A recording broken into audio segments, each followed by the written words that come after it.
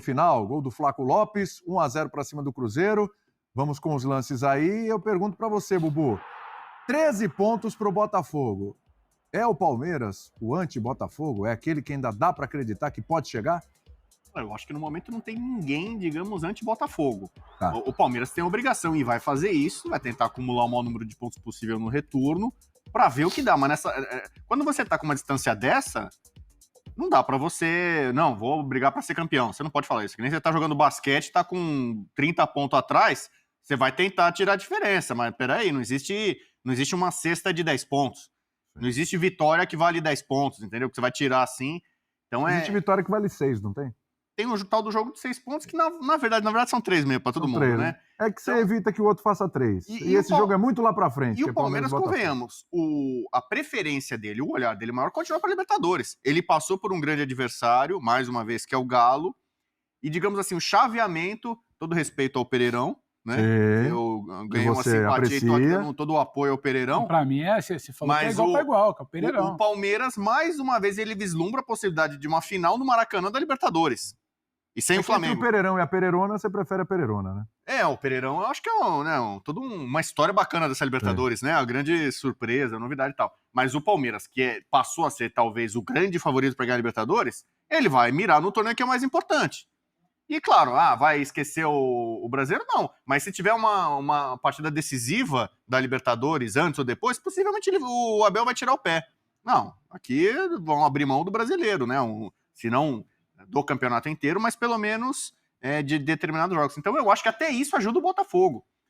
Porque o Flamengo, que é um concorrente ainda, e você imagina o potencial, o Flamengo acho que vai se concentrar muito para ganhar a Copa do Brasil. Potencialmente está na final. E o Palmeiras, que é uma força, continua sendo um time muito difícil de ser batido, é um time que na dividida ele vai pegar a Libertadores. Brasileiro, olha, se der, beleza. Se não der também, paciência. Ganhou o brasileiro passado, não tem pressão nenhuma. 1 minutinho pra você, Zé Elias. Dá pra duvidar do Abel? Falando nessa briga pelo brasileiro. Não. O problema só é que tem que olhar pra frente, né? Ele tem que olhar pro Botafogo. Botafogo tem umas pedreiras no começo do segundo turno, né? Pro Botafogo, tem São Paulo fora, tem Flamengo. Eu não duvido, não. Eu acho que o Palmeiras é um Palmeiras muito competitivo, né? Ontem fez prevalecer a eficácia, com a palavra que gosta o Abel, né? A eficácia. Criou uma oportunidade no finalzinho do jogo. O Cruzeiro teve chances também criou algumas oportunidades. Wesley perdeu um gol ali que a gente viu, pelo amor de Deus. Mas esse é o Campeonato Brasileiro. Eu acho que não dá para duvidar, não. O problema só é o Botafogo. O Botafogo que está mantendo uma regularidade que fica difícil para os demais, mesmo sendo bons times. O próprio Grêmio vem jogando bem também. O Grêmio, o Palmeiras, eu acho que são times que podem criar alguma confusão, mas é o Botafogo que só olha para frente. Sabe quem é que tá? Também mostrou. Que estiveram ontem também no Allianz Parque. Abel Ferreira e Pepa. Já estão aqui na nossa tela. Os técnicos de Palmeiras e Cruzeiro falaram depois da vitória do Palmeiras. Eu ia falar empate. Que empate? Teve gol lá no final. Você não viu o jogo até o Flaco Lopes? Viu. Então vamos lá. Cochilou, os técnicos. Não cochilei, não. Sinceramente, os meus jogadores sabem que ninguém gosta mais deles do que eu, mas achei que nós hoje não tivemos criativos na frente, não tivemos inspirados, não tivemos no nosso melhor, não faltou entrega, não faltou rigor, não faltou foco naquilo que são as tarefas, mas sinceramente naquilo que tem que ver hoje com as capacidades técnicas, que eu já chamei nota artística, acho que hoje alguns dos nossos jogadores estiveram abaixo daquilo que é a sua performance normal, também por mérito do adversário, mas nesse tipo de ações achei que faltou um bocadinho de açúcar naquele último terço, né? Adoçar aquelas jogadas, adoçar a tabela, adoçar o cruzamento, né? E nós não tivemos clarividentes nem tão criativos como nós somos e hoje não fomos. Por isso é que te estou a dizer que se hoje o resultado acabasse empatado, teria que o aceitar. Mas quem é que está aqui a dizer que está tudo beleza? Não estou a perceber. Nós estamos frustrados, estamos indignados. Nós jogamos olhos nos olhos, nós merecíamos outro resultado, portanto não estou a perceber essa pergunta de beleza, nem há aqui beleza nenhuma. A gente viu ali um Abel Ferreira bem mais tranquilo do que o habitual, porque às vezes mesmo quando o Palmeiras vence, o Abel ele fica bravo, fala algumas coisas na coletiva. Ontem ele estava tranquilo, falou o que ele pensa, e acho que o que todo mundo viu, que o Palmeiras não fez um grande jogo, que o resultado mais justo seria o empate. O Pepa já estava mais bravo.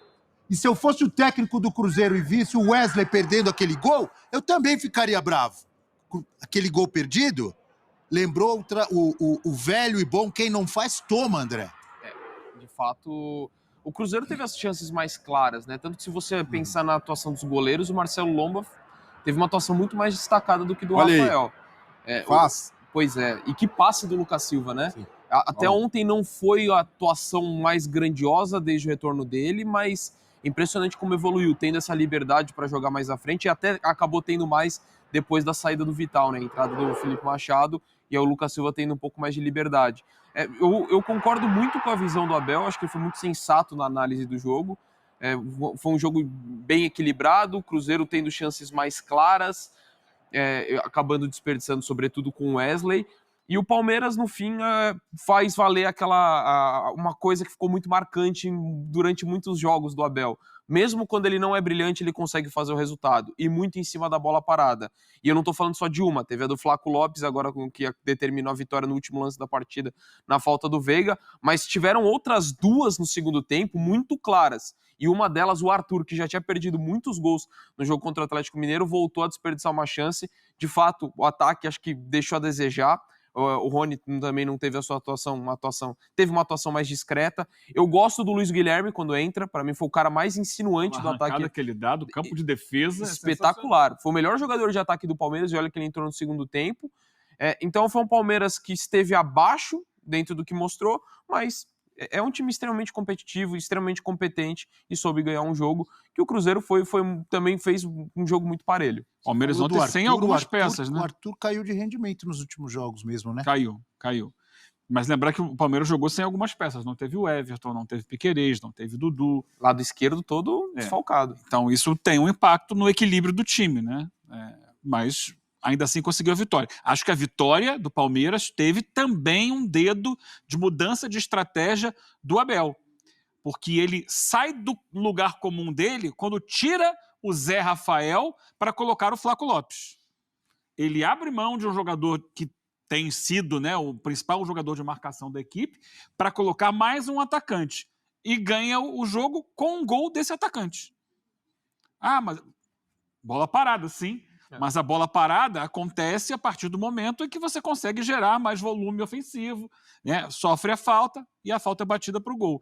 Como disse aqui o André, foram 3 faltas da intermediária no segundo tempo, todas elas geraram finalização e perigo de gol. E o Cruzeiro acho que cometeu. Fala família palmeirense, se você não quer perder nenhuma notícia do nosso Verdão em primeira mão, já se inscreve nesse canal agora. Gabriel Menino sofre lesão, é substituído e vira preocupação no Palmeiras. Volante deixou o campo nos minutos finais do primeiro tempo da partida contra o Cruzeiro com dores na coxa direita. Gabriel Menino foi substituído ainda no primeiro tempo da partida do Palmeiras contra o Cruzeiro, nesta segunda-feira, no Allianz Parque, pela 19ª rodada do Campeonato Brasileiro. O volante sentiu uma lesão muscular na coxa direita e precisou deixar o campo. Bechor Rios foi escolhido por Abel Ferreira para substituí-lo na partida.